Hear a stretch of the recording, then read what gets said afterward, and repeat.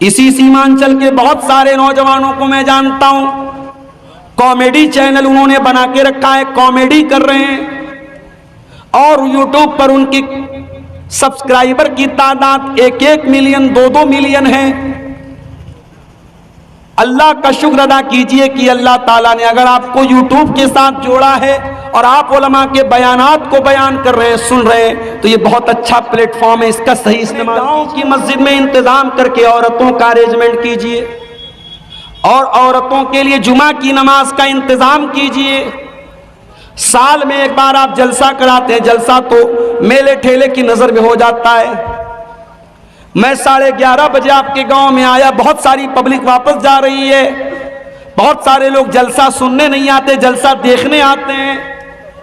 आए, जलसा देखा, सड़क पर 2-4 खाने पीने का सामान खा लिया, कुछ सामान खरीद लिया, ससुराल में गए, रिश्तेदारी में गए, दावत उड़ा ली, वापस चले गए। बहुत सारे लोग जलसों में सिर्फ तफरी करने, इंटरटेनमेंट करने, मनोरंजन करने आते हैं।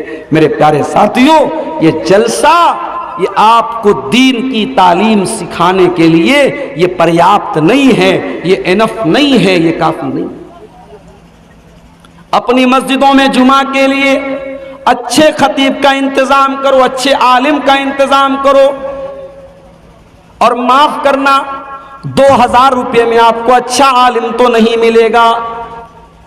जुमा पढ़ाने वाले को 2000 रुपया आप देंगे और अजान देने वाले को आप 1000 रुपया देंगे और आप ये तवक्को करेंगे कि अजान देने वाला मक्के के मुअज्जिन के जैसी अजान दे दे और खुतबा देने वाला अल्लामा एहसान इलाही ज़हीर जैसी तकरीर करे। तो ये मेरे प्यारे साथियों, 2000 में ये मुमकिन नहीं है। अच्छी तनख्वाह दीजिए, अच्छे आलिम को रखिए और औरतों का इंतजाम कीजिए। और आपके इलाके में जामिया हसना लिल बनात शेख मुफीजुद्दीन रियाजी साहब का इदारा मैं गया हूं, वहां एक बहुत अच्छा ऑप्शन है आपके पास। आप भी अपनी लड़कियों को पढ़ाते होंगे इन इदारों में। बहुत अफसोस के साथ कहना पड़ता है, सीमांचल के अंदर लोग अपनी लड़कियों को आलिमा तो बनाते हैं, बनात में पढ़ाते हैं, मगर ये लड़कियां पढ़ लिख करके भी बेकार बैठी रहती हैं। लोग इनको सिर्फ इसलिए पढ़ाते हैं ताकि शादी करने में आसानी हो जाए, रिश्ता कोई देखने आए तो हम फख्र से कह सके हमारी लड़की आलिमा है, बस इतना ही मकसद होता है। आपकी लड़की आलिमा है, उसने अपने इल्म का यूज क्या किया है, अपने इल्म का इस्तेमाल क्या किया है। मेरे प्यारे साथियों, अपनी बेटियों को अगर आलिमा बनाते हो तो घरों के अंदर कुछ औरतों के प्रोग्राम भी छोटे मोटे किया करो। उसमें किसी पिंडाल की जरूरत नहीं है, किसी दावत देने की जरूरत नहीं है, कोई खर्चा करने की जरूरत नहीं है। घर की, खानदान की 25-50 औरतें इकट्ठा हो जाएं और एक लड़की जो जामिया हसना से या मौलाना अमानुल्लाह साहब मदनी के इदारे से या किसी भी बनात के इदारे से पढ़ करके आई है, उसने कुरान पढ़ा है, उसने हदीसों को पढ़ा है, वो आए और उन औरतों को दीन की मोटी मोटी बातें सिखा दे। अगर ये काम आप अभी से करना शुरू कर दें, 2024 चल रहा है, मैं दावे के साथ कहता हूं, अगर इस काम को आप अभी से करना शुरू कर दें, सिर्फ 2 साल, मैं ज्यादा नहीं कह रहा हूं, 2026 में अगर मौका मिला, इसी फरकिया में अगर आऊंगा और आपसे पूछूंगा कि आपके घर और समाज पर उससे कुछ फर्क पड़ा कि नहीं पड़ा, अल्लाह की कसम जरूर फर्क पड़ेगा। अमल तो कीजिए आप। साल में एक बार जलसा करा लेने से मसला हल नहीं हो जाता है। कुरान कहता है वज़कुरन मा युतला फी बुयूतिकुन्न मिन आयातिल्लाहि वल हिकमा। ऐ नबी की औरतों, तुम्हारे घरों में कुरान पढ़ा जाता है, तुम्हारे घरों में हदीस पढ़ी जाती है, उस कुरान को तुम याद किया करो, उन हदीसों को तुम याद किया करो और अपने घर में कुरान और हदीस का दर्स दिया करो, कुरान और हदीस को पढ़ा करो, पढ़ाया करो। तो कान से हमें कुरान सुनना है और कान से हमें हदीस सुनना है और कान से एक चीज और सुनना है, अल्लज़ीना यस्तमिऊनल क़ौला फ़यत्तबिऊन अहसनहु। कुरान कहता है मेरे मोमिन बंदे वो होते हैं जो बातों को सुनते हैं, अच्छी बातों को सुनते हैं और उसके ऊपर अमल करते हैं। उलमा के बयानात को आप सुनिए। अल्हम्दुलिल्लाह हर मौजू पर, हर टॉपिक पर हमारी जमात के जो उलमा हैं उनके बयानात आपको आज यूट्यूब मौजूद है, आज आपके पास मोबाइल मौजूद है। और मैं कभी कभी कहता हूं इस यूट्यूब ने नुकसान भी बहुत किया है। इस यूट्यूब के आने के बाद फायदा भी हुआ है, नुकसान भी हुआ है।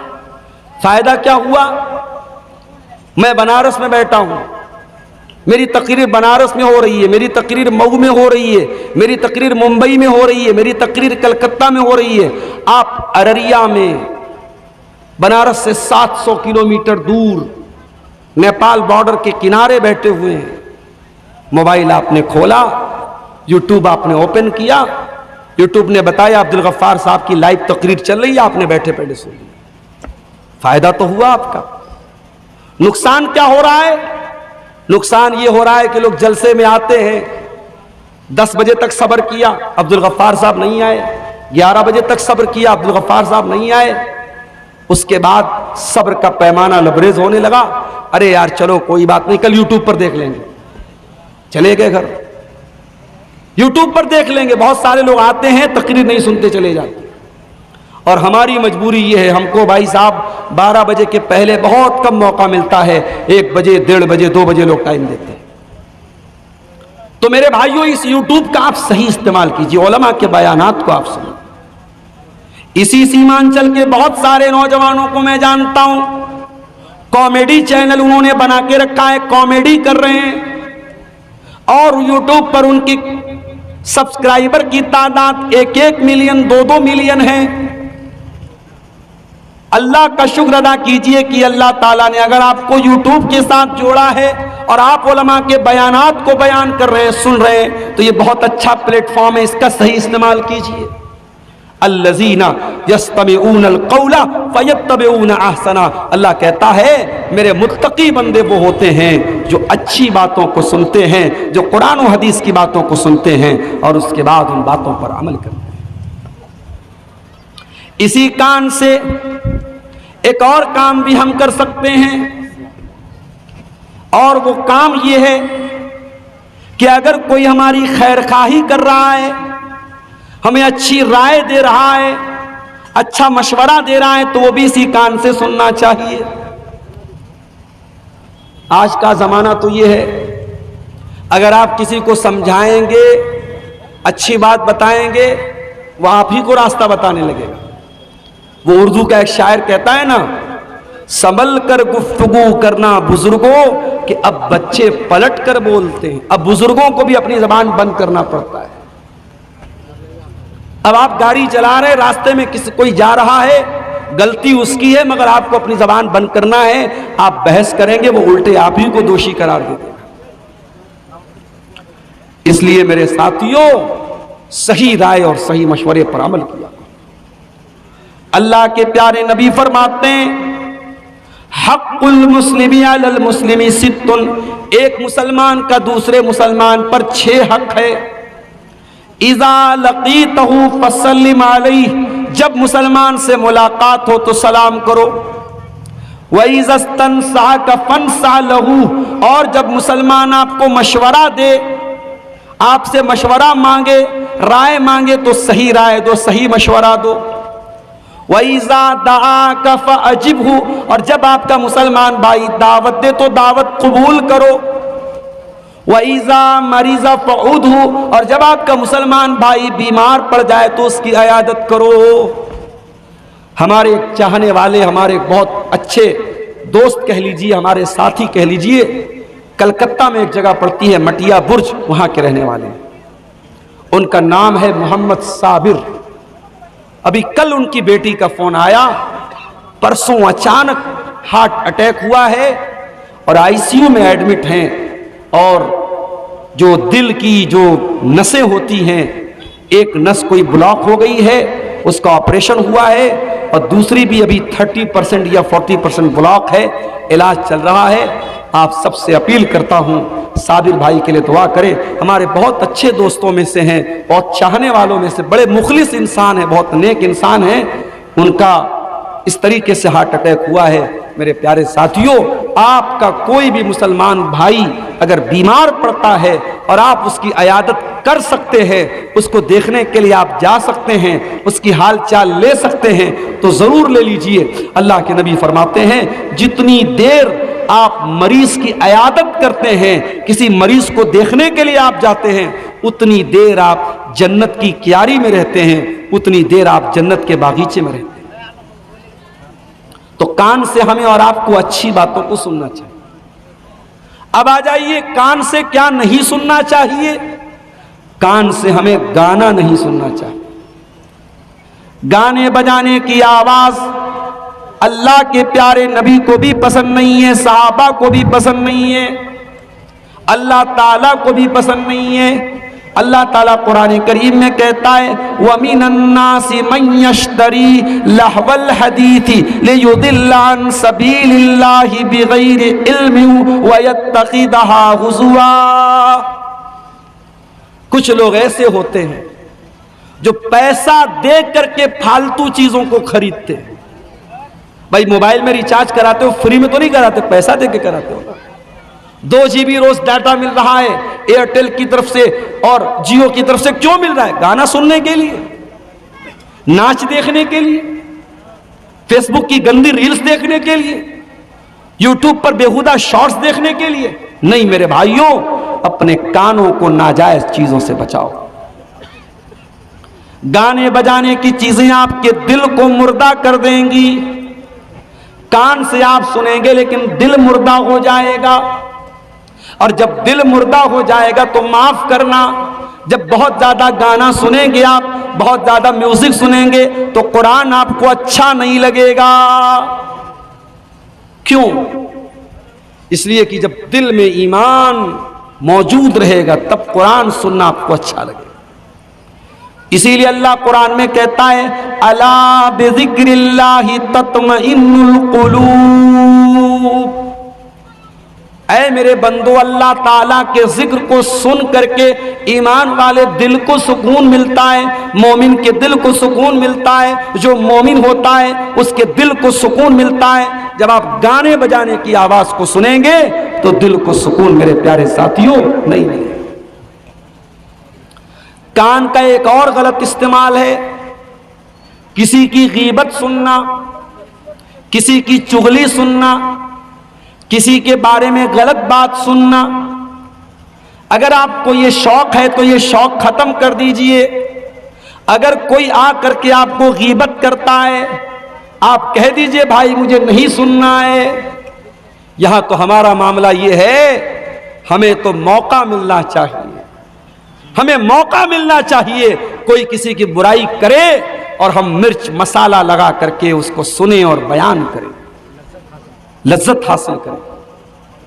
मेरे प्यारे साथियों, आप अभी मौलवी लोगों के लिए खाने का इंतजाम आपने किया, देसी मुर्गा खिला रहे हैं आप, अच्छे अच्छे खानों के शौकीन हैं आप।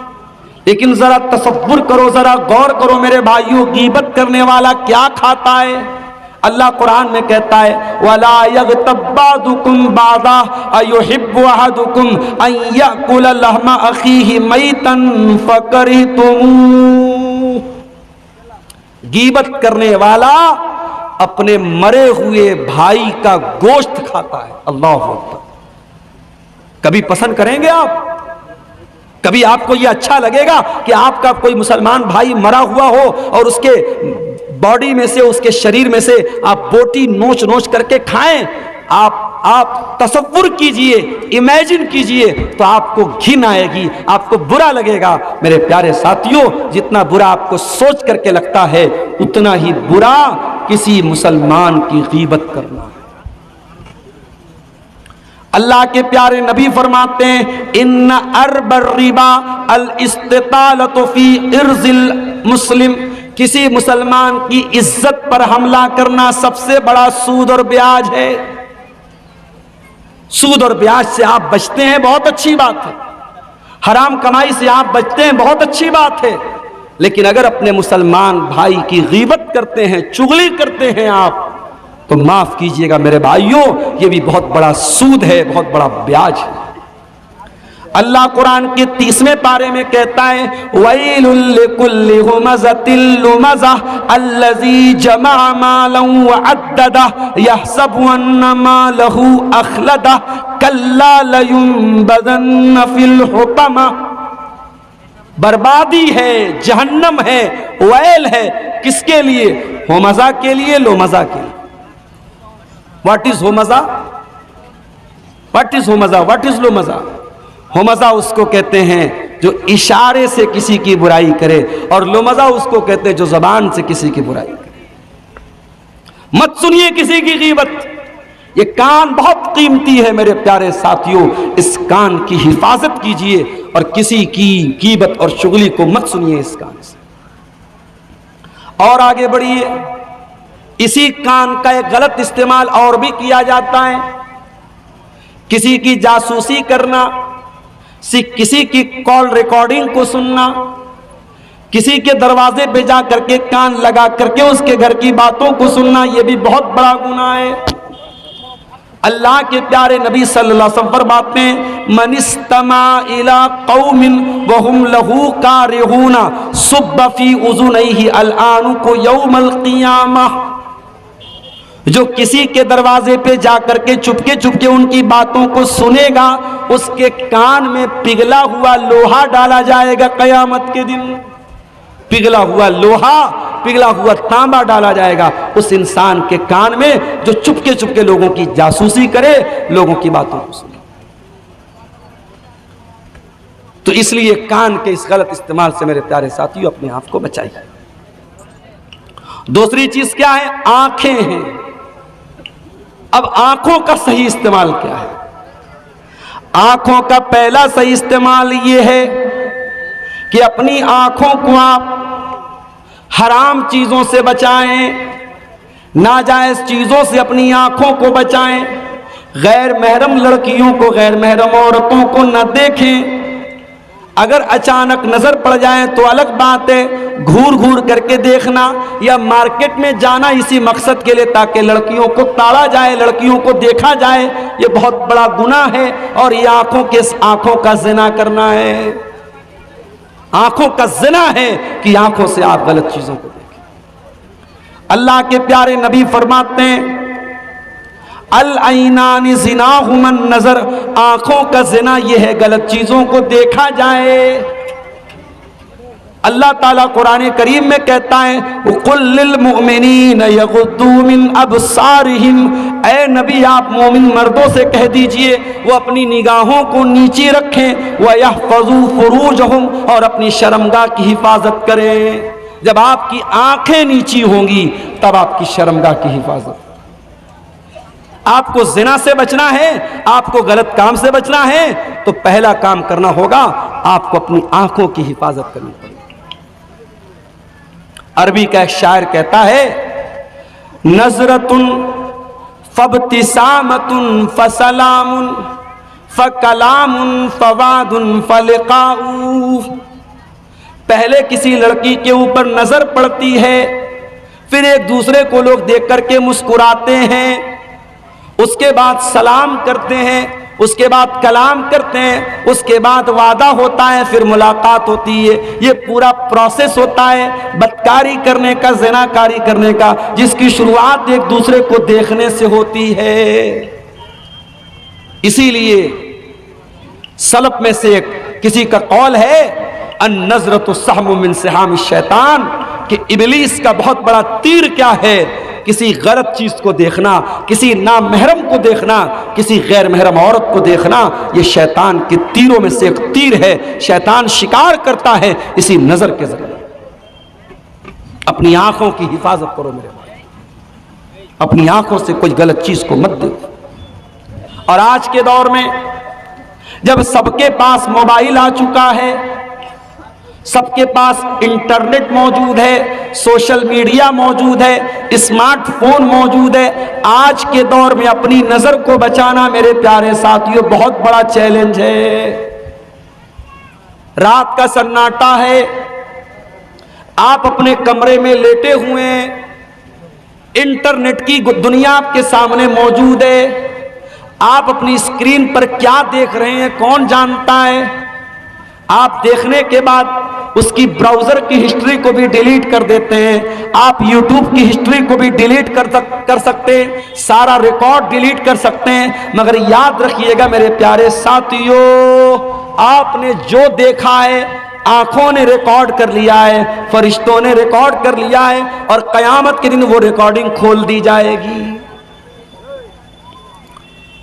कुरान करीम में अल्लाह फरमाता है, हत्ता इज़ा मा जाऊहा शहीदा अलैहिम समउहुम व अबसारुहुम व जुलूदुहुम बिमा कानू यअमलून। कयामत के दिन आपके कान आपके खिलाफ गवाही देंगे, आपकी आंखें आपके खिलाफ गवाही देंगी, आपके बदन की चमड़ी आपके खिलाफ गवाही देगी। जो आंखों ने देखा है, जो कानों ने सुना है, और जो आपकी चमड़ी ने महसूस किया है, वो गवाही देगी मेरे प्यारे साथी। इसलिए आंखों का गलत इस्तेमाल मत करो मेरे भाई। आज इस इंटरनेट ने आलिम को, जाहिल को, शहर के आदमी को, देहात के आदमी को, औरत को, मर्द को, बच्चे को, बूढ़े को, सबको खराब कर दिया है, सबको खराब कर दिया। नजरों का गलत इस्तेमाल तो आम हो चुका है मेरे प्यारे साथी, और यही वजह है कि आज हमारी इबादतों में, हमारी नमाजों में, हमारी इबादत में वो लज्जत नहीं है जो होनी चाहिए। इसीलिए अल्लाह के प्यारे नबी फरमाते हैं सल्लल्लाहु अलैहि वसल्लम, लअलमन्ना क़वाम मिन उम्मती यअतून यौमल क़ियामती बिहसनातिन अमसाल जिबाल तिहामत बीज़न। मैं अपनी उम्मत के ऐसे लोगों को जानता हूं जो कयामत के दिन तिहामा की पहाड़ियों के बराबर नेकी लेकर के आएंगे। हज करके आए होंगे, उम्रा करके आए होंगे, ज़कात दिया होगा, दान दिया होगा, चंदा दिया होगा, खैरात किया होगा, गरीबों की मदद किया होगा, ढेर सारी नेकी करके आया होगा। फयजअलु अल्लाहु अज़्ज़ व जल्ला हबाअम मंसूरा, अल्लाह ताला उसकी सारी नेकियों को डिलीट कर देगा, मिटा देगा, बर्बाद कर देगा। कभी आपके साथ ऐसा हुआ है? मोबाइल आप चला रहे हैं, मोबाइल पे आपका फोटो है, बच्चों का फोटो है, बहुत सारी इंपॉर्टेंट चीजें हैं, अचानक मोबाइल खराब हो गया, दुकानदार के पास आप लेके गए, दुकानदार ने कहा भाई साहब आपके फोन को रीसेट करना पड़ेगा, फोन का सारा डाटा फॉर्मेट करना पड़ेगा। अब आपका दिल दुखी हो जाता है कि यार इतनी मेहनत से मैंने ये डाटा इकट्ठा किया था, इतनी कीमती चीजें थी मेरी, सब डिलीट हो जाएंगी। दुकानदार कहता है मोबाइल को फॉर्मेट मारे बगैर आपका मोबाइल सही नहीं हो सकता है। अल्लाह के नबी फरमाते हैं कि कयामत के दिन कुछ ऐसे भी लोग आएंगे जिनके अमल के अकाउंट को फॉर्मेट कर दिया जाएगा, सारी नेकी खत्म, सारे रोजे खत्म, सारे हज खत्म, सारी ज़कात खत्म, सारे दान खैरात खत्म, ऑल विल बी डिलीटेड, सबको डिलीट कर दिया जाएगा। साहबी ने पूछा है अल्लाह के नबी वो कौन लोग होंगे, जरा खुल करके बताइए ताकि हम उनमें से न हो जाएं। अब जरा गौर से सुनिएगा, जरा ध्यान से सुनिएगा, प्यारे नबी ने क्या फरमाया। अल्लाह के प्यारे नबी फरमाते हैं कि कान खोल करके सुन लो, वो नमाज भी पढ़ेंगे, वो रोजा भी रखेंगे, वो रातों को इबादत भी करेंगे, बस एक चीज की कमी होगी, वलाकिन्नहुम इज़ा खलौ बिमहारिमिल्लाहि इंतहकूहा। जब वो तन्हाई में होंगे, जब वो एकांत में होंगे, अकेले में होंगे, ऐसे ऐसे काम करेंगे जो अल्लाह को नाराज करने वाले काम हैं, हराम काम हैं, गुनाह के काम हैं, ऐसी चीजों को देखेंगे, ऐसे काम करेंगे, इस वजह से उनकी नेकियां डिलीट हो जाएंगी। ओ फेसबुक चलाने वाले नौजवानों, ओ इंस्टाग्राम चलाने वाले नौजवानों, ओ यूट्यूब चलाने वाले नौजवानों, जरा संभाल करके इस्तेमाल करना, कहीं ऐसा ना हो सारी नेकियां फॉर्मेट कर दी जाएं, सारी नेकियां डिलीट कर दी जाएं, सारे रोजे नमाज डिलीट कर दिए जाएं, बर्बाद कर दिए जाएं। कहीं हमारे इस मिसयूज की वजह से कयामत के दिन हमारी सारी नेकियां बर्बाद न हो जाए। तो आंखों से हमें गलत चीजों को नहीं देखना है। आंखों का एक सही इस्तेमाल आपको बता रहा हूं। जलसा खत्म हो जाए, आप घर में जाएं, अगर फजर की नमाज का टाइम हो गया तो अच्छी बात है। फजर की नमाज का टाइम अगर नहीं हुआ होगा, 1 घंटा बाकी है, तो जाके सो मत जाना। सो जाओगे तो फजर छूट जाएगी। घर जाओ, अपने कमरे में जाओ, वजू करो और वजू करके तहज्जुद की नमाज पढ़ो। 8 रकात पढ़ना है, हो सके तो पूरी 8 रकात पढ़ लो। सबसे बेहतर है, सबसे बेस्ट है 8 रकात पढ़ लो। 8 नहीं पढ़ सकते 6 पढ़ लो। 6 नहीं पढ़ सकते 4 पढ़ लो।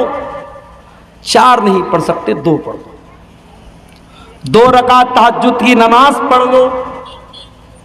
नमाज पढ़ने के बाद रात का टाइम है, 4 बजा हुआ है, अभी फजर की अजान नहीं हुई है। अब अल्लाह की बारगाह में हाथ उठाओ और सोचो कि अब तक आपकी जिंदगी में कितने काम आपने ऐसे किए हैं जिसकी वजह से आपको उम्मीद है कि अल्लाह आपको जन्नत में डालेगा, और कितने काम आपने ऐसे किए हैं जिनकी वजह से आपको ये डर है कि कहीं आप जहन्नम में न चले जाएं। और अगर आपको ये लगता है मैंने बहुत पाप किया है, मैंने बहुत गुनाह किया है, रात का टाइम है, अल्लाह के सामने हाथ फैलाए हुए हो, कोई बंदा देखने वाला नहीं है, कोई इंसान देखने वाला नहीं है, अपने गुनाहों को याद करो और अल्लाह ताला से माफी मांग लो, अल्लाह से तौबा कर लो, अल्लाह के सामने गिड़गिड़ा लो, अल्लाह के सामने आंसू बहा लो। मेरे प्यारे भाइयों, अगर ये आंसू आपकी आंखों से गिर गए, ये आंसू अल्लाह ताला बर्बाद नहीं होने देंगे। ये आंसू बहुत कीमती हैं, ये आंसू बर्बाद नहीं होने पाएंगे। अल्लाह के नबी फरमाते हैं कयामत के दिन अल्लाह तबारक व तआला अपने 7 खुशनसीब बंदों को अपने अर्श का साया देगा। जिस दिन कोई साया नहीं होगा, गर्मी से लोग बेहाल होंगे, कयामत के दिन अल्लाह ताला 7 लोगों को अपने अर्श का साया देगा। उन 7 लोगों में एक इंसान वो भी होगा, वह रजुलुन ज़कर अल्लाह खालियन फफाज़त ऐना, जिसने एकांत में अकेले में अल्लाह को याद किया होगा और उसकी आंखों से आंसू बह पड़े। आंखों का सही इस्तेमाल बता रहा हूं मेरे प्यारे साथियों। अपनी आंखों को अल्लाह की बारगाह में रोने वाला बना दो। इन आंखों से अगर अल्लाह के खौफ का आंसू निकल गया, ये आंसू आपको जन्नत में लेके जाएंगे, जहन्नम से बचाने वाले बन जाएंगे। अल्लाह के प्यारे नबी फरमाते हैं ला यलिजुन्नारा रजुलुन ला यलिजुन्नारा ऐनुन। क्या हो गया भाई माइक वाले, क्या हो गया? ला यलिजुन्नारा रजुलुन ला यलिजुन्नारा ऐनुन बकत मिन खशियतिल्लाह। वो आंख जिस आंख से अल्लाह के खौफ से आंसू निकला हो, वो आंख इंशाअल्लाह जहन्नम की आग में नहीं जाएगी। एक दूसरी हदीस में अल्लाह के नबी फरमाते हैं कि 2 कतरे अल्लाह ताला को बहुत पसंद हैं। कतरतु दमिन तुहराकु फी सबीलिल्लाह, एक वो खून का कतरा जो अल्लाह की राह में बहाया जाता हो, वह कतरतु दुमूइन मिन खशियतिल्लाह,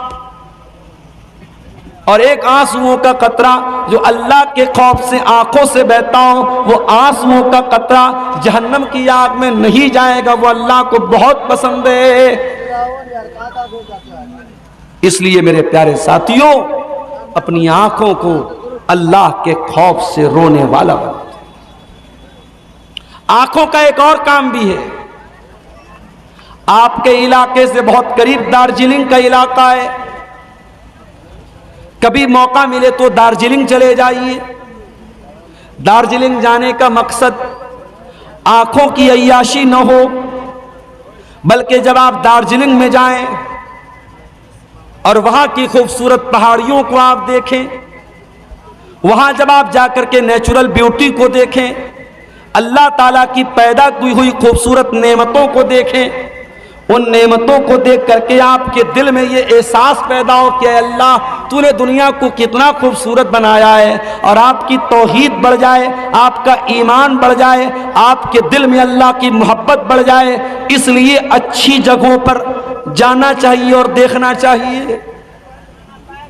अभी आपके इसी गांव के मौलाना जहांगीर साहब मिले, मदीना में तालीम हासिल कर रहे हैं।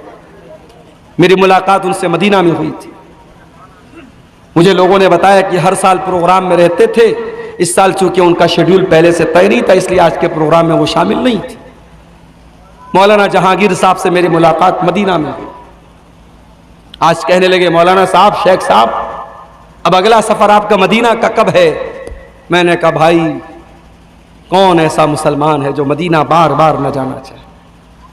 अगर अल्लाह ने दौलत से नवाजा हो, अगर पॉसिबल हो, मुमकिन हो, तो इंसान हर साल एक चक्कर मक्का और मदीना का तो लगा ले मेरे भाई। जब ये आंखें मदीना को देखती हैं, जब नबी के शहर को देखती हैं, जब ये आंखें अल्लाह के घर को देखती हैं, ईमान बढ़ जाता है, दिल के अंदर अल्लाह की मोहब्बत बढ़ जाती है, रसूल की मोहब्बत बढ़ जाती है। इसीलिए शायर कहता है, दिखा दे या इलाही वो मदीना कैसी बस्ती है, जहां पर रात दिन मौला तेरी रहमत बरसती है। अच्छी जगहों पर जाया करो मेरे भाई, और अच्छे मनाजिर को देखा करो। इसीलिए अल्लाह कुरान के 30वें पारे में फरमाता है, अफला यंजुरूना इलल इबिल कैफा खुलिकत व इलस समाई कैफा रुफियत व इलल जिबाल कैफा नुसिबत व इलल अर्जी कैफा सुतिहत। ऐ मेरे बंदो, तुम देखते नहीं कि ऊंट कैसे पैदा किया गया? तुम देखते नहीं ये लंबा चौड़ा आसमान कैसे पैदा किया गया? तुम देखते नहीं ये बुलंद बाला पहाड़ कैसे पैदा किए गए? तुम देखते नहीं ये जमीन कैसे बिछाई गई? अल्लाह की पैदा की हुई चीजों को देखना और गौर करना, यह भी आंखों का एक सही इस्तेमाल है। मेरे प्यारे साथियों, आंखों का यह सही इस्तेमाल हमें और आपको करना चाहिए। आंखों का एक और सही इस्तेमाल है, इन आंखों से कुरान को देखा जाए, दीनी किताबों का मुताला किया जाए। इतनी बड़ी शेरशाबादी बिरादरी है, कटिहार से लेकर के किशनगंज तक आप लोग फैले हुए हैं। हर साल आप जलसा कराते हैं, और ऐसा भी नहीं कि बिल्कुल अनपढ़ लोग हैं, बहुत सारे पढ़े लिखे लोग हैं। जरा अपने दिल पर हाथ रख करके बताओ कि आपने अपने नबी की सीरत पर कंप्लीट कोई किताब क्या पढ़ी है? मैं उलमा की बात नहीं करता, मैं आम लोगों की बात कर रहा हूं। बंगला भाषा आप जानते हैं, क्या बंगला जुबान में आपने अल्लाह के नबी की जीवन के ऊपर, अल्लाह के प्यारे नबी की जिंदगी के ऊपर कोई किताब पढ़ी है? अपनी माँ बहनों से कहना चाहता हूं, क्या आपने अल्लाह के नबी की बीवियों के ऊपर, अल्लाह के रसूल की पत्नियों के ऊपर, क्या आपने उनकी जिंदगी के ऊपर कोई किताब पढ़ी है? नहीं पढ़ी है। हमें से अक्सर लोगों का जवाब होगा, हमने नहीं पढ़ा है। क्यों नहीं पढ़ा है मेरे? आंखों का सही इस्तेमाल यह है, अच्छी किताबों का मुताला किया जाए, अच्छी किताबों को पढ़ा जाए, कुरान की भी तिलावत की जाए, नबी की हदीसों को भी पढ़ा जाए, नबी की सीरत को भी पढ़ा जाए, आंखों का सही इस्तेमाल किया जाए।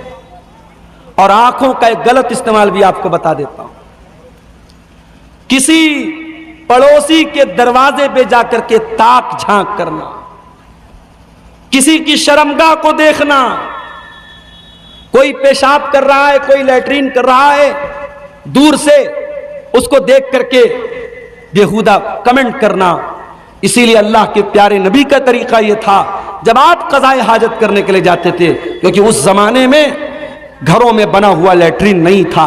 जब आप जाते थे क़ज़ाए हाजत करने के लिए तो दूर जाते थे ताकि किसी की नजर न पड़े।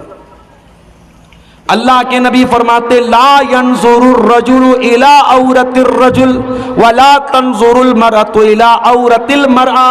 कोई मर्द किसी दूसरे मर्द की शर्मगाह को भी न देखे, कोई औरत किसी दूसरी औरत की शर्मगाह को भी न देखे। अल्लाह के नबी फरमाते हैं अगर कोई अपने पड़ोसी की ताक झांक कर रहा है फफ़क़ऊ ऐनहू, और पड़ोसियों ने उसकी आंख फोड़ दी तो उनके ऊपर कोई जुर्माना, कोई पेनाल्टी नहीं लगेगी। इतना बड़ा गुनाह है ताक झांक करना। और जब ताक झांक करना मना है तो मियां बीवी की जो प्राइवेट बातें हैं वो किसी और को बताना भी मना है। कुछ लड़के अपने दोस्तों को बताते हैं मैंने अपनी बीवी के साथ ये किया वो किया। सुहाग रात के बाद लड़के लड़कियां एक दूसरे को बताते हैं कि शौहर और बीवी के दरमियान क्या हुआ। गलत है ये, हराम है ये, नाजायज है। मियां बीवी का रिश्ता बहुत प्राइवेट रिश्ता है। इस प्राइवेट रिश्ते की प्राइवेसी को बाकी रखो। आंखों के गलत इस्तेमाल से अपने आप को बचाओ। और अब आ जाइए तकरीर के तीसरे पॉइंट की तरफ हम बढ़ते हैं, आखिरी पॉइंट की तरफ।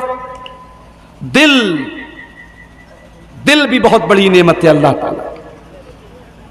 इस दिल के बारे में अल्लाह ताला ने कुरान करीम में फरमाया कि हजरत इब्राहीम अलैहिस्सलाम अल्लाह की बारगाह में दुआ करते हैं वला तुखज़नी यौम युबअसून यौम ला यनफ़उ मालुन वला बनून। क़यामत के दिन न माल काम आएगा न औलाद काम आएगी। इल्ला मन अतल्लाह बिक़ल्बिन सलीम। क़यामत के दिन तो वही कामयाब होगा जो साफ सुथरा दिल लेकर के आएगा। सवाल यह पैदा होता है कि साफ सुथरा दिल कौन सा दिल है? जिस दिल में ईमान हो मेरे भाई, जिस दिल में अल्लाह की मोहब्बत हो, जिस दिल में रसूल की मोहब्बत हो, जिस दिल में ईमान की रोशनी हो, वो दिल अल्लाह ताला के यहाँ कल्बे सलीम है, साफ सुथरा दिल है। इसीलिए अल्लाह कुरान में कहता है फमन युरिदिल्लाहु अन यहदियहु यशरह सद्रहु लिल इस्लाम। जिसके सीने को अल्लाह ताला जिसको हिदायत देना चाहता है उसके सीने को अल्लाह ताला खोल देता है, उसके दिल में ईमान की रोशनी पैदा कर देता है।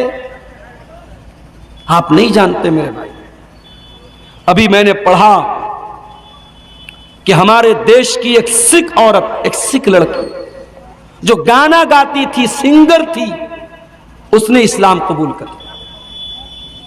आप नहीं सोच सकते अल्लाह ताला कब किसके दिल को हिदायत देते। इस्लाम के बड़े कट्टर दुश्मन जो मुसलमानों पर जुल्म और सितम कर रहे हैं, मुसलमानों के घरों पर बुलडोजर चला रहे हैं, मुसलमानों को मार रहे हैं, जुल्म कर रहे हैं, हम नहीं जानते। हो सकता है अल्लाह ताला किसी बहाने से उनके दिल को भी ईमान की तरफ फेर दे। अल्लाह को तो वही दिल पसंद है जिस दिल में ईमान की रोशनी। हमारे उत्तर प्रदेश में एक जगह है आजमगढ़। आजमगढ़ के एक हिंदू परिवार में एक लड़का पैदा हुआ। लड़के का नाम था बाके राम। लड़का जवान हुआ, बड़ा हुआ, उसके आसपास में मुसलमान भी रहते थे, पढ़ा लिखा था। उसके मन में जिज्ञासा पैदा हुई, दिलचस्पी पैदा हुई इस्लाम के बारे में जानने की। उसने अध्ययन किया, मुताला किया, इस्लाम को कबूल किया, मुसलमान हो गया। मुसलमान होने के बाद उस लड़के को और आला तालीम हासिल करने का शौक पैदा हुआ। उसने आजमगढ़ से बहुत लंबा सफर किया, तमिलनाडु में पहुंचा और तमिलनाडु में एक बहुत बड़ा इदारा है जामिया दारुस्सलाम उमराबाद, वहां जाकर के उसने एडमिशन लिया। वहां जाकर के उसने 8 साल तक दीन की तालीम हासिल की। मौलवी का सर्टिफिकेट मिल गया, आलिम का सर्टिफिकेट मिल गया उसको। वो लड़का फिर वहां से मदीना पहुंचा और जामिया इस्लामिया मदीना मुनव्वरा में एडमिशन लिया। वहां जाकर के उसने बीए किया, एमए किया, पीएचडी किया, हदीस के मामले में बहुत बड़ा माहिर बन गया। फिर उसने इतनी मोटी मोटी 12 जिल्दों में 12 वॉल्यूम में हदीस की किताब लिखी, जिसमें सही हदीसों को इकट्ठा किया। उसको दुनिया अल्लामा ज़ियाउर रहमान आज़मी के नाम से जानती है, जो बहुत बड़े आलिम गुजरे हैं। अभी कुछ दिनों पहले उनका इंतकाल हुआ। हम नहीं जानते मेरे भाई, दिल का कंट्रोल अल्लाह के हाथ, दिल का मालिक अल्लाह है। इसीलिए अगर आप मुसलमान हैं, इस्लाम पर हैं, तौहीद पर हैं, अल्लाह का शुक्र अदा कीजिए और दुआ कीजिए कि मरते दम तक अल्लाह ताला इसी तौहीद पर कायम रखे। इसीलिए अल्लाह ताला ने कुरान करीम में एक दुआ हमको सिखाई, रब्बना ला तुज़िग़ क़ुलूबना बअद इज़ हदैतना व हब लना मिन लदुनका रहमा इन्नका अंतल वह्हाब।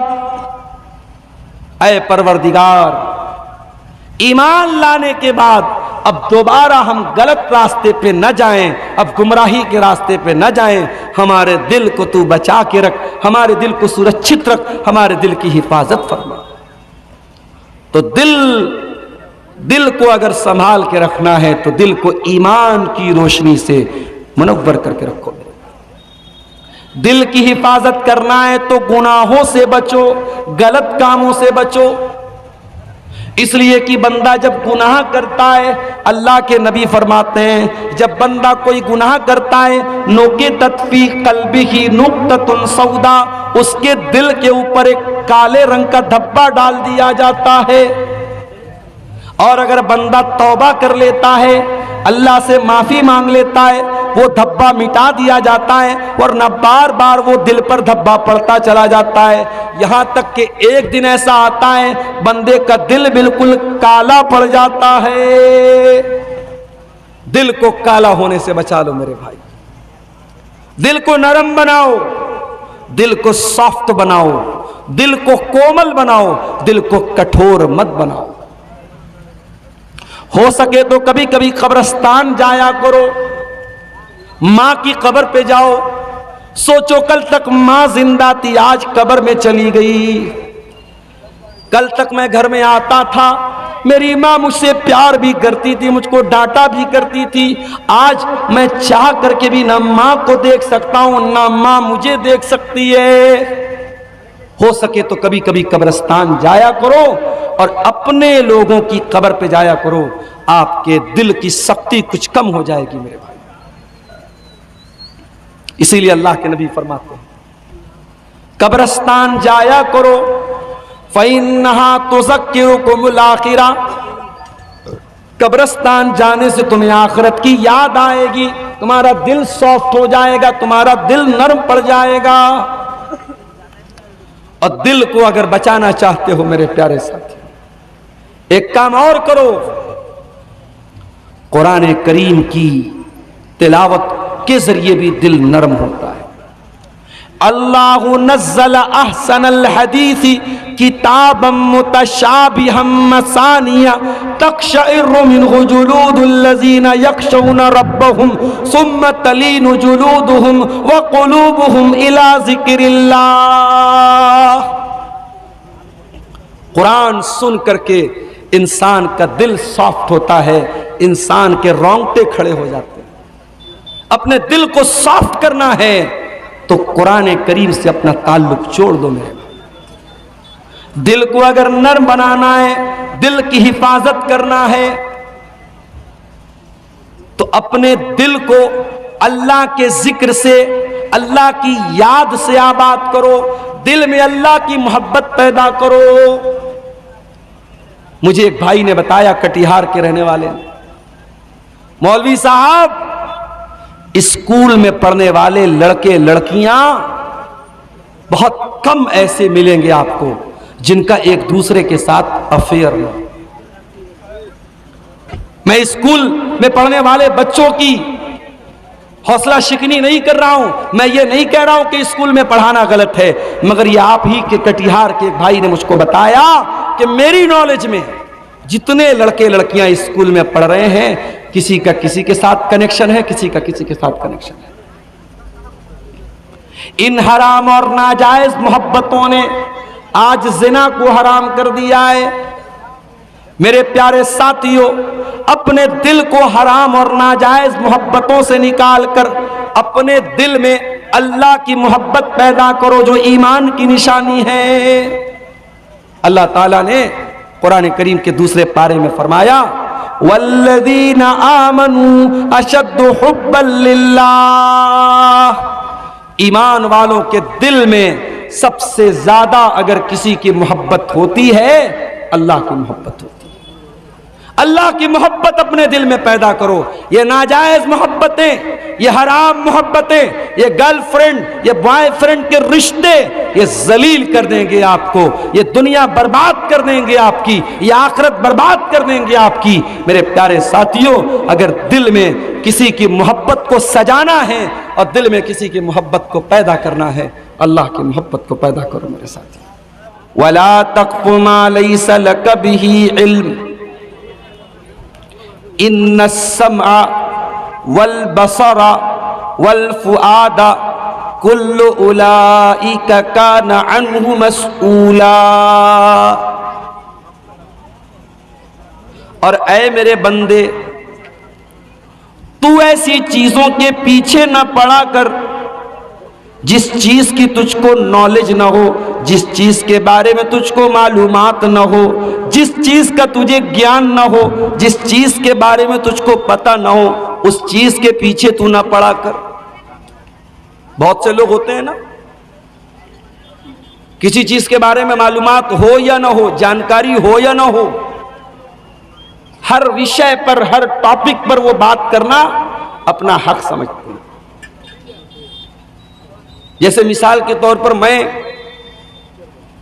मेरे नाम के आगे डॉक्टर लिखा जाता है। अब कोई मैं मेडिकल वाला डॉक्टर नहीं हूं, मैंने पीएचडी की डिग्री हासिल की है बनारस से, बनारस हिंदू यूनिवर्सिटी से, तो मैं पीएचडी वाला डॉक्टर हूं। एक मर्तबा बिहार में मेरा प्रोग्राम था, बिहार से मुराद दरभंगा साइड में, बिहार तो ये भी है।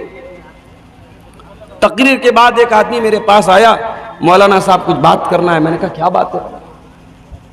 कहा कि कुछ प्राइवेट बात करना है। मैंने कहा ठीक है, आ जाओ।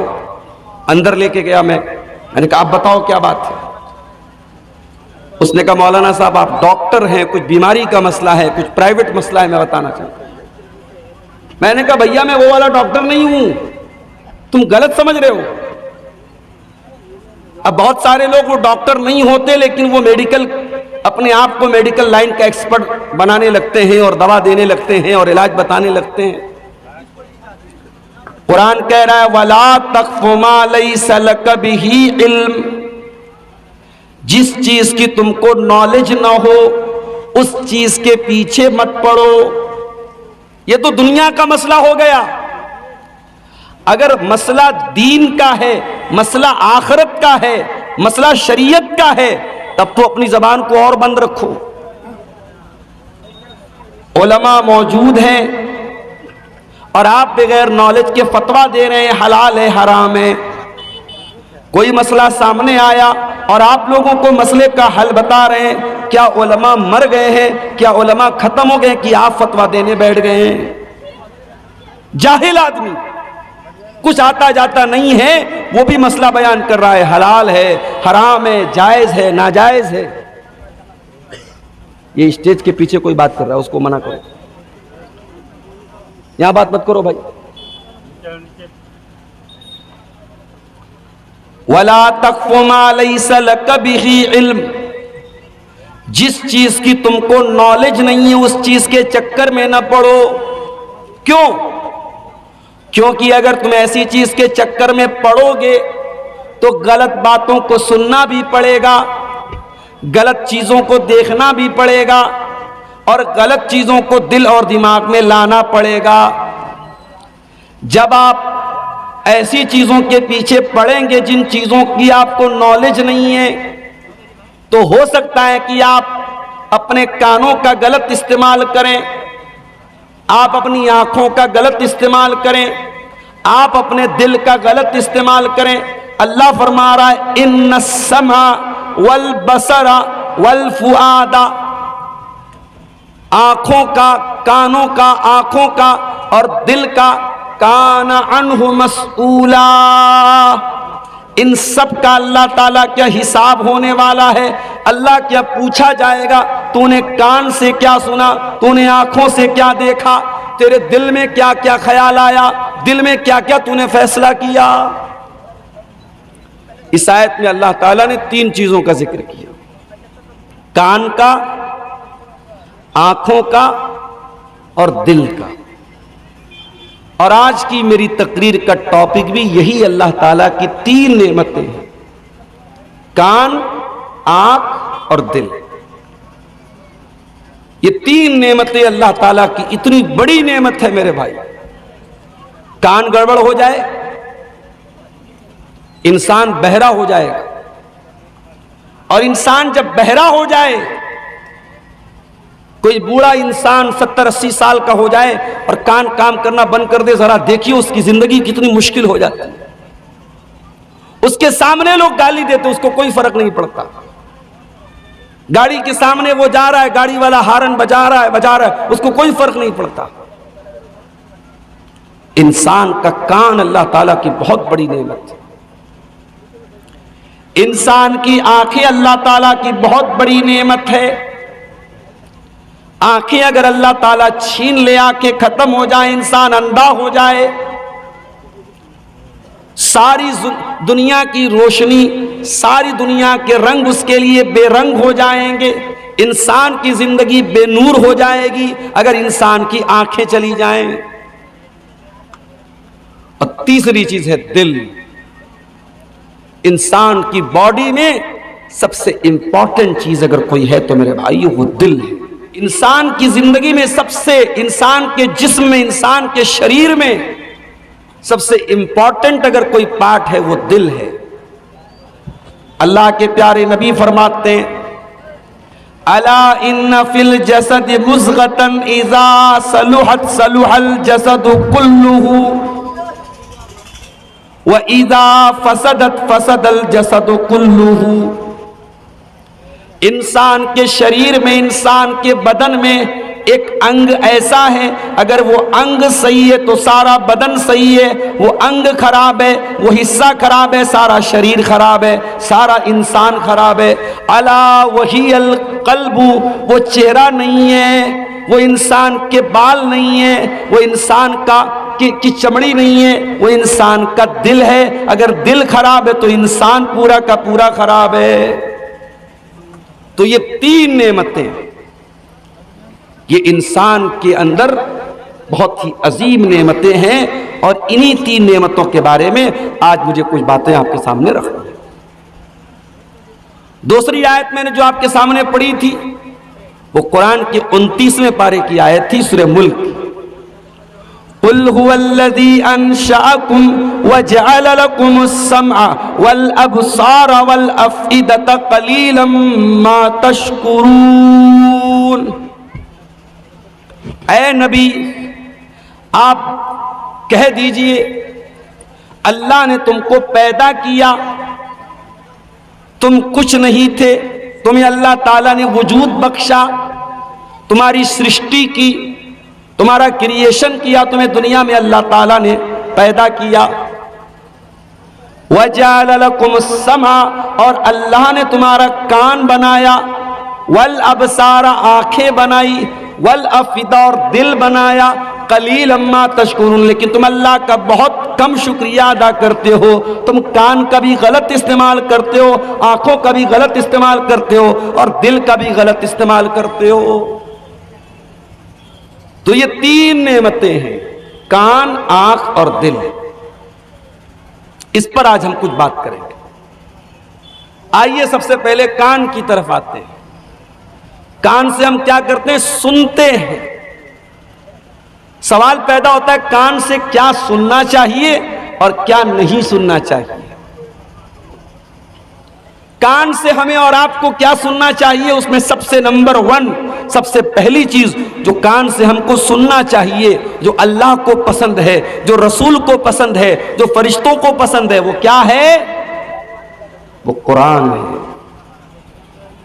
कुरान का सुनना अल्लाह ताला को बहुत पसंद है। इसीलिए अल्लाह कुरान में बार बार कहता है कि ऐ मेरे बंदो, व इज़ा कुरियल कुरान फस्तमिऊ लहू व अंसितू, जब कुरान पढ़ा जाए तो गौर से सुनो और खामोश रहो।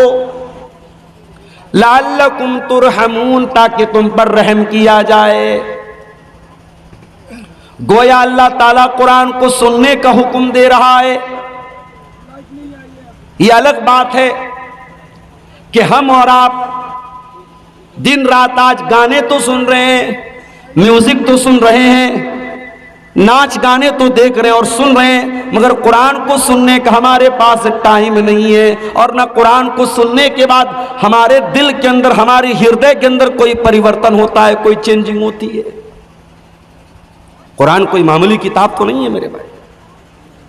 लौ अंज़लना हाज़ल कुरआन अला जबलिन लरअयतहु खाशिअम मुतसद्दिअम मिन खशियतिल्लाह। अल्लाह कहता, अगर इस कुरान को हमने किसी पहाड़ के ऊपर उतारा होता तो पहाड़ भी अल्लाह के खौफ से चूर चूर हो जाता, रेजा रेजा हो जाता, टुकड़े टुकड़े हो जाता। अगर पहाड़ कुरान करीम के ताकत को और कुरान करीम के असर को सहन नहीं कर सकता, तो ऐ इंसानों, तुम्हारे दिल की क्या औकात है? तुम्हारे सीने का जो दिल है, ये तो बहुत मामूली सा दिल है। अगर इस दिल पर कुरान की चोट लगेगी तो दिल जरूर बदलेगा, दिल पर जरूर चेंजिंग है। फुज़ैल इब्न अयाज नाम का एक डाकू है, जिसका काम है डाका डालना। वो लोगों को लूटता है, मारता है, लोगों का माल छीन लेता है। एक रात का वाकया है, फुज़ैल इब्न अयाज एक मकान की छत पर जाता है डाका डालने के लिए। रात का सन्नाटा, अल्लाह का कोई बंदा कुरान पढ़ रहा है और कुरान पढ़ते पढ़ते अल्लाह का बंदा इस कुरान की इस आयत के ऊपर पहुंचता है, अलम यानि लिल्लज़ीना आमनू अन तख्शा कुलूबुहुम लिज़िक्रिल्लाह। क्या अभी ईमान वालों के लिए वो समय नहीं आया, वो टाइम नहीं आया कि उनके दिल अल्लाह का कलाम सुन करके पिघल जाएं, नरम पड़ जाएं, कांपने लगे? जब कुरान की आयत फुज़ैल इब्न अयाज के कानों में पहुंची मेरे भाई, फुज़ैल इब्न अयाज थोड़ी देर के लिए सोचने पर मजबूर हो गया कि ऐ अल्लाह, एक तेरा ये बंदा है जो रात में बैठ करके कुरान की तिलावत कर रहा है, और एक तरफ मैं हूं, मैं लोगों का माल छीन रहा हूं, लोगों का माल लूट रहा हूं, चोरी कर रहा हूं, डाका डाल रहा हूं। फुज़ैल इब्न अयाज के दिल में तौबा का ख्याल आया। थोड़ी दूर आगे बढ़े, बारिश का मौसम था। एक जगह लोग रास्ते में ठहरे हुए थे, रुके हुए थे कि बारिश रुक जाए तब हम आप आगे बढ़ें। बारिश रुक गई, फिर भी कुछ लोग आगे बढ़ने को तैयार नहीं है। किसी ने कहा कि चलो मौसम ठीक हो गया, आगे बढ़ते हैं। कहा कि नहीं नहीं, ये फुज़ैल इब्न अयाज नाम के डाकू का एरिया है, वो हमारा माल छीन लेगा, हमारा माल लूट लेगा, इसलिए हमें आगे नहीं बढ़ना चाहिए, हमें यहीं पर स्टे करना चाहिए। फुज़ैल इब्न अयाज ने जब ये सुना तो कांप गया। कहा, अल्लाह, मैं इतना बुरा हूं, तेरे बंदे मुझसे डरते हैं, मेरी वजह से वो रातों को सफर नहीं करते हैं। अल्लाह, मैं वादा करता हूं कि आज के बाद मैं चोरी बंद कर दूंगा, डाका बंद कर दूंगा और अपने आप को अल्लाह तेरी इबादत में लगा दूंगा। और वो दिन था, फुज़ैल इब्न अयाज वहां से सफर करके मक्का आते हैं और खाने काबा के पास अपना बसेरा कर लेते हैं, और रात दिन उनका काम अल्लाह को याद करना और अल्लाह की इबादत करना और अल्लाह के आगे सजदा करना। अपने दौर के बहुत बड़े आबिद, बहुत बड़े जाहिद और बहुत बड़े आलिम बन जाते हैं, और दुनिया उनको इमाम फुज़ैल इब्न अयाज के नाम से जानती है। मेरे प्यारे साथियों, कुरान को सुना करो। कुरान सुनने से हो सकता है कि तुम्हारे दिल के अंदर चेंजिंग आ जाए। मैंने YouTube के ऊपर देखा, मिस्र के एक बहुत बड़े कारी गुजरे हैं, शेख अब्दुल बासित अब्दुल समद, बहुत बड़े कारी थे। क्या आवाज दी थी अल्लाह ने। कुरान जब पढ़ते थे वल्लाह एक अलग ही कैफियत पैदा हो जाती। कारी अब्दुल बासित साहब कुरान पढ़ रहे हैं। यूट्यूब पर मैंने कमेंट में देखा, गैर मुस्लिम कहता है I am non Muslim, I am Hindu, I don't know about Quran but I love your voice.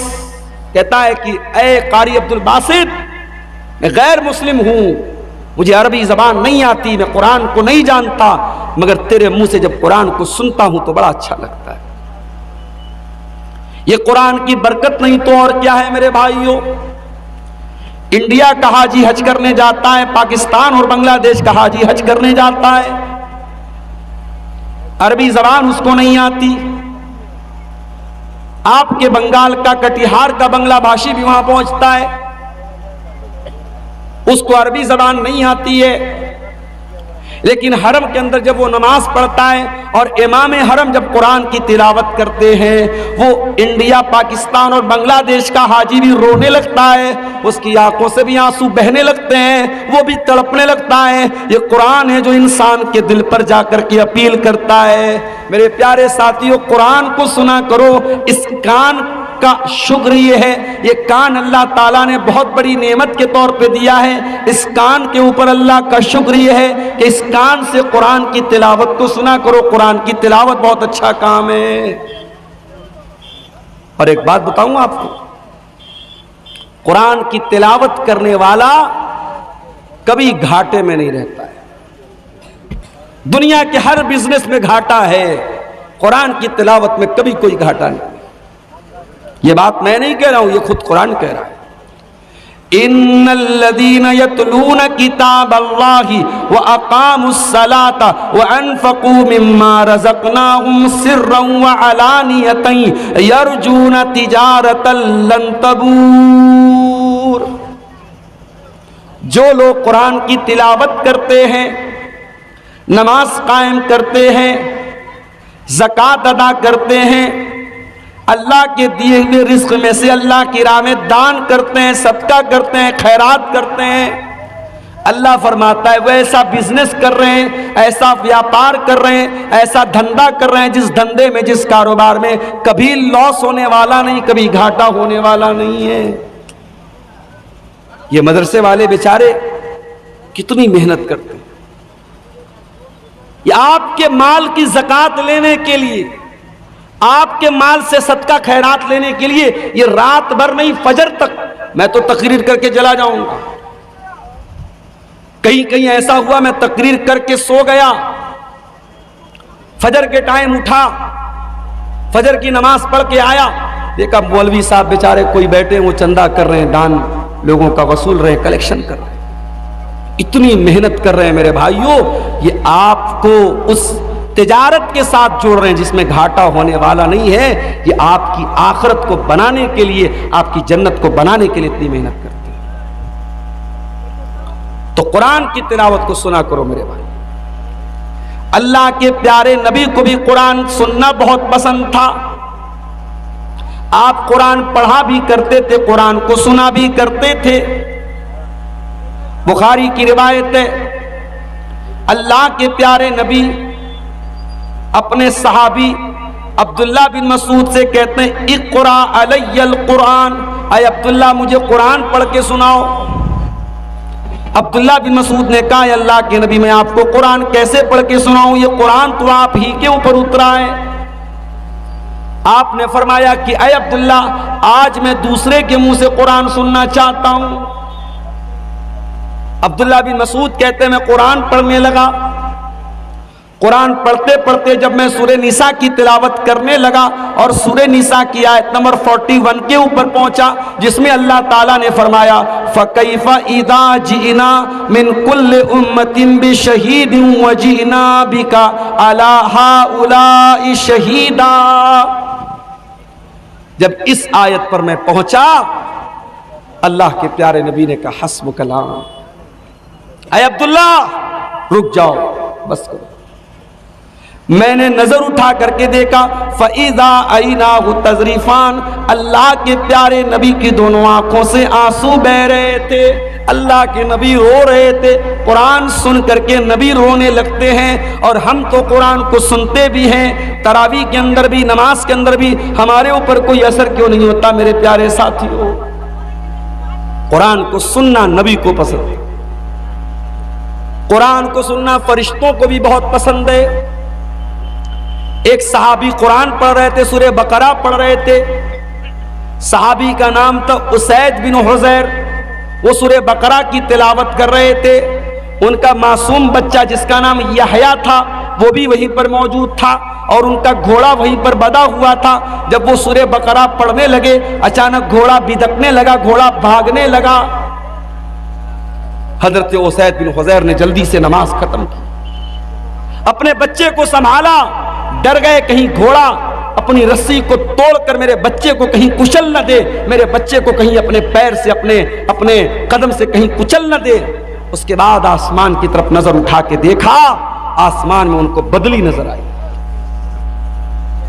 आसमान में बादल नजर आया, और बादल के बीच में कुछ चमकता हुआ नजर आया। सुबह हुई, अल्लाह के प्यारे नबी के पास आए, कहा अल्लाह के नबी कल मैं कुरान पढ़ रहा था, सूरह बकरा की तिलावत कर रहा था, मेरा घोड़ा वहीं पर बंधा हुआ था। जब मैं तिलावत करने लगा तो घोड़ा मेरा भागने लगा, बिदकने लगा। मेरा मासूम बच्चा भी वहीं पर था। मैं डर गया कहीं मेरे बच्चे को नुकसान न पहुंच जाए। मैंने नजर उठा के देखा तो आसमान में बदली नजर आई, बादल नजर आया, और बादल के बीच में कुछ रोशनी मुझे नजर आई। अल्लाह के नबी ने फरमाया, ऐ उसैद,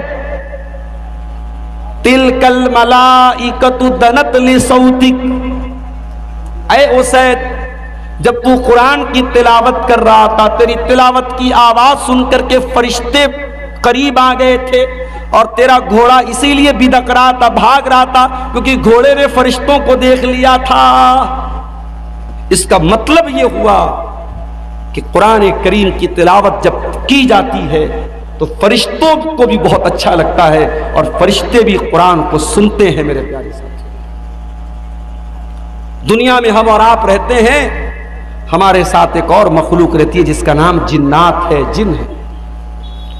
जिन्नात भी कुरान को सुनते हैं, और कुरान को सुन करके, एक मर्तबा कुरान को सुन करके जिन्नात ईमान ले आए।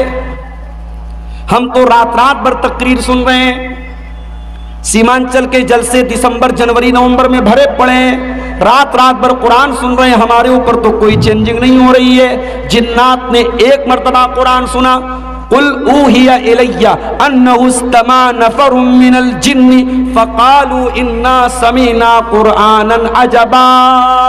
जिन्नात ने एक मर्तबा कुरान सुना और ईमान ले आए, और प्यारे रसूल का कलमा पढ़ लिया, और प्यारे नबी के ऊपर ईमान ले आए। तो कान का पहला काम क्या करना है? कुरान को सुनना है। और आगे बढ़िए, इस कान का सही इस्तेमाल करना है, तो इस कान से अल्लाह के प्यारे नबी की हदीसों को सुना करो। मैं जानता हूं बंगला जुबान के बहुत सारे वक्ता ऐसे भी हैं यूट्यूब के ऊपर, उनके व्यूअर्स लाखों की तादाद में हैं,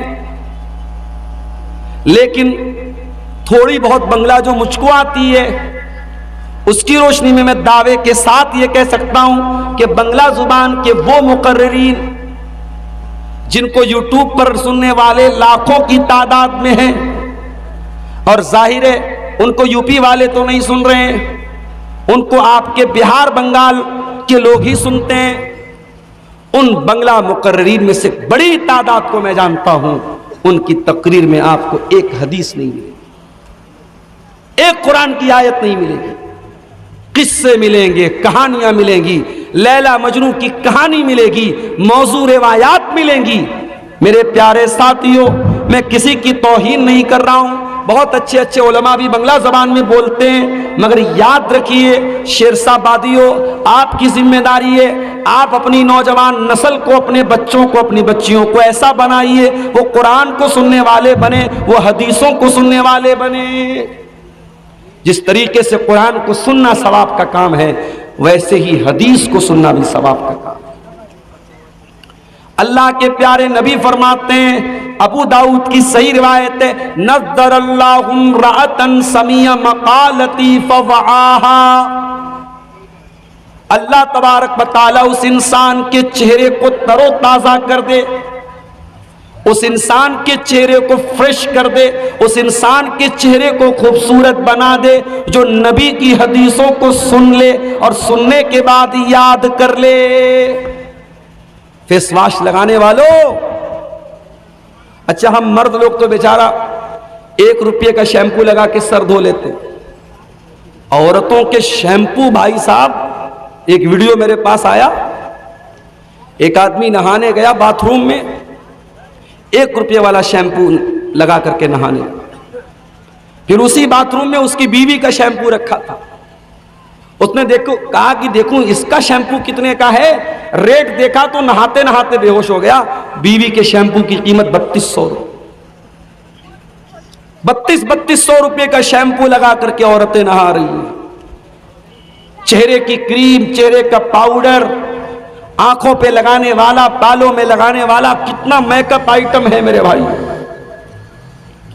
मेरी प्यारी बहनों, मेरे प्यारे भाइयों, आओ मैं तुमको बड़ा आसान नुस्खा बता रहा हूं। अगर अपने आप को खूबसूरत बनाना चाहते हो, अपने चेहरे को फ्रेश बनाना चाहते हो, अपने चेहरे को तरोताजा बनाना चाहते हो, नबी की हदीसों को सुनने वाले बन जाओ, नबी की हदीसों को याद करने वाले बन जाओ। अल्लाह के प्यारे नबी कहते हैं, अल्लाह ताला उस इंसान के चेहरे को तरोताजा रखे जो मेरी हदीसों को सुनता है और याद करता है और दूसरे तक पहुंचाता है। नबी की हदीसों को याद किया करो। बहुत अच्छा है, सीमांचल के जलसों में औरतों का भी इंतजाम होता है, महिलाओं का भी इंतजाम होता है, आती हैं महिलाएं, मगर इतने से काम नहीं चलेगा। आपके फरकिया में, आपके अररिया में आप सर्वे करके बताइए कितनी मस्जिदों में औरतों का इंतजाम है और औरतें कितनी मस्जिदों में जुमा की नमाज में आती हैं। जहां तक मैं जानता हूं पूरे सीमांचल में बहुत कम मस्जिदें ऐसी है जहां औरतों का इंतजाम और मस्जिद में जुमा की नमाज में औरत आती हो, नहीं आती। लोग बुरा समझते हैं, लोग ऐब समझते हैं, लोग गलत समझते हैं। नहीं मेरे भाई, जलसा तो साल में 1 दिन होता है, और मुझे कहने दीजिए जलसा कम होता है, मेला ज्यादा होता है। अभी कटिहार में एक जगह प्रोग्राम है, उसमें मेरा भी नाम है, मौलाना जर्जीस साहब का भी नाम है। एक बहुत बड़ा सा गेट लगाया है वहां के लोगों ने, और गेट के एक तरफ खूब बड़ी सी तस्वीर मौलाना जर्जीस साहब की और एक तरफ मेरी तस्वीर। अब फोटो वायरल हो गया वो पूरे सोशल मीडिया पर। अब लोग मुझसे पूछ रहे हैं कि अब्दुल गफ्फार साहब क्या कर रहे हैं आप, क्या आप मौलवी हैं कि नेता हैं, आप क्या हैं, पप्पू यादव के बराबर खड़े हो रहे हैं क्या कर रहे हैं आप, नेतागिरी कर रहे हैं आप, आपके बड़े बड़े बैनर लगे हुए, पोस्टर लगे हुए। मैंने कहा भैया मैं कान पकड़ता हूं, मैंने मना किया है। कहा आपका फोटो कैसे उनको मिल गया? मैंने कहा आज के दौर में फोटो हासिल करना कौन सा मुश्किल काम है, वीडियो से स्क्रीनशॉट ले लो, यूट्यूब से, गूगल से फोटो ले लो, फोटो कौन सा मुश्किल काम। मैंने कहा मैं मना करता हूं। बंगाल में यह चीज बहुत दिनों से चल रही थी, सीमांचल में बचा हुआ था मामला, अब सीमांचल में भी शुरू हो चुका है। कटिहार में, पूर्णिया में, अररिया में 1 किलोमीटर पहले से गांव के बाहर गेट लग जाता है। साहब हमारे यहाँ विशाल धर्मीय आयोजन हो बे, बड़ा जलसा हो बे, खूब बड़ो बड़ो वक्ता आसबे। क्या है भाई, इतने बड़े बड़े फोटो आप लगा रहे हैं। आप जानते हैं कि फोटो के ताल्लुक से उलमा के कितने सख्त फतवे हैं। ठीक है हम लोग प्रोग्राम में जाते हैं, बहुत सारे नौजवान सेल्फी लेते हैं, हम मना नहीं करते। हम क्यों मना नहीं करते उसकी भी वजह सुन लीजिए। कुछ लोग सवाल करते हैं कि मौलाना साहब फोटो लेना सही है कि नहीं है। अगर फोटो लेना सही नहीं है तो आप क्यों सेल्फी लेने देते हैं, उसका भी जवाब सुन लीजिए। देखिए, उलमा में कुछ उलमा तो वो हैं जो कहते हैं कि फोटो बिल्कुल हराम है, चाहे वो कैमरे का फोटो हो, चाहे वो तस्वीर पेंटिंग वाली तस्वीर हो, सब हराम है। कुछ उलमा का कहना है कि नहीं, कैमरे का फोटो, चूंकि हदीस में तस्वीर के बारे में जो हदीस आई है उसमें यह लफ्ज आया है कि तस्वीर बनाने वाला अल्लाह ताला की तख्लीक का मुकाबला करता है। कैमरे वाला मुकाबला कहां कर रहा है? कैमरे से आपने क्लिक किया, फोटो आ गया, कैमरे ने तो कैप्चर कर लिया। कैमरा एक अक्स लेता है, कैमरा तस्वीर नहीं बनाता है। इसलिए कैमरे की तस्वीर हराम नहीं है, ये उलमा की बहुत बड़ी जमात का कहना है और ये बात ज्यादा सही नजर आती है। तो हम हराम तो नहीं समझते तस्वीर को, लेकिन हां हम गैर जरूरी बिला वजह, अब आजकल जो नया फैशन चला है लड़कों और लड़कियों में, उल्टा सीधा मुंह बना रहे, होंठ बना रहे, गोल गोल होंठ बना के सेल्फी ले रहे, ये सब बकवास तरीके।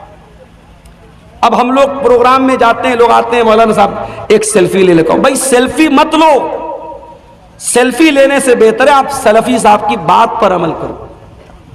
कयामत के दिन ये सलफी साहब की बात पर अमल करोगे, ये काम देगा, सेल्फी काम देने वाली।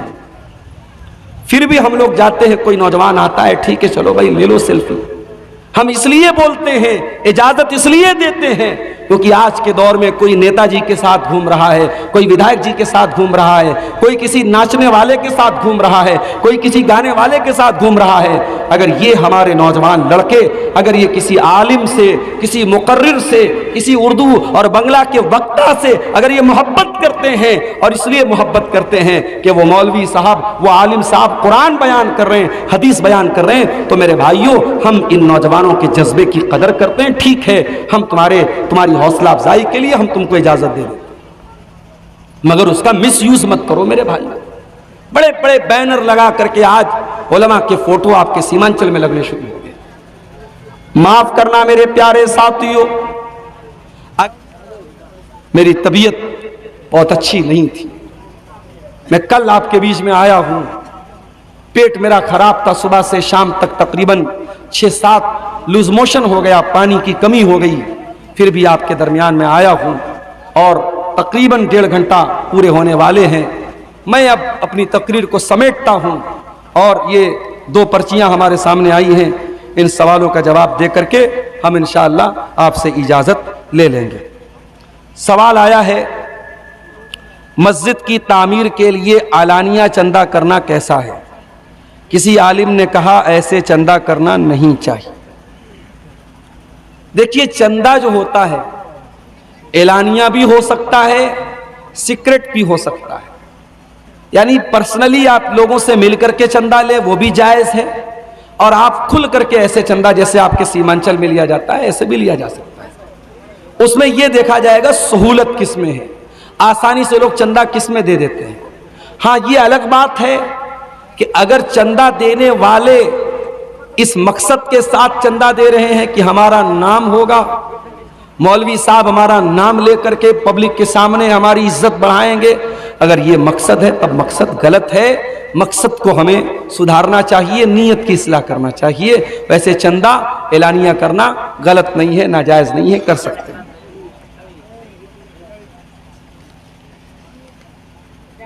दूसरा सवाल आया है, किसी आलिम ने दावा किया है कि मस्जिद की तामीर के लिए एलानिया चंदा करना और उस रुपये को मस्जिद में लगाना हराम है। देखिए, ये बड़ा मसला है। हमारे यहाँ हराम कहने में देर नहीं लगती है। किसी मसले को हलाल और हराम कहना ये बहुत बड़ी बात है, बहुत सोच समझ के बात करनी चाहिए। मस्जिद का चंदा आप क्या नबी के जमाने में ऐलान करके नहीं लिया गया? क्या नबी ने सहाबा के बीच में खड़े होकर के नहीं कहा कि मस्जिद में जगह कम पड़ रही है, कोई अल्लाह का बंदा इसमें ताउन करे? उस्मान गनी ने आगे बढ़ के ताउन किया। ये हराम कहने वाले कौन होते हैं? आप ये कह सकते हैं मुनासिब नहीं है, बेहतर नहीं है। आप अगर पर्सनली चंदा करें तो ज्यादा अच्छा। इस तरीके से कोई अगर ऐलान करने को हराम कहता है, गलत है, उसे अपनी इस्लाह करनी चाहिए। मेरे